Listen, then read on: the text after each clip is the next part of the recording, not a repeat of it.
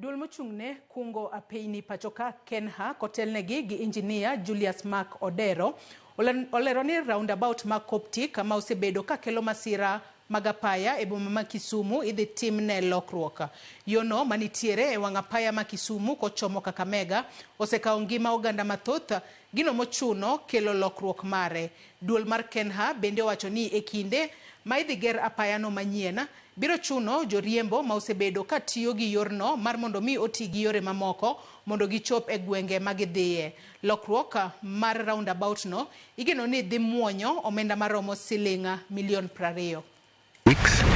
The contractor carrying out the permanent works,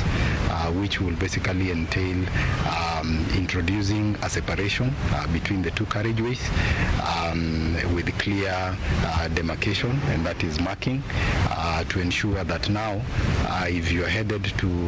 town or off from town, that will no longer be an intersection, but it will just be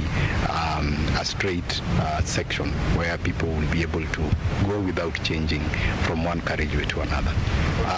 The preliminary estimate is now at around 20 million,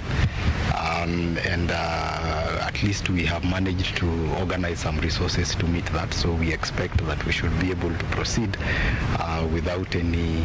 interruptions. Jafombo mar Ramogi TV Cleophas Oluoch kawuono riwarus kod Caroline Omolo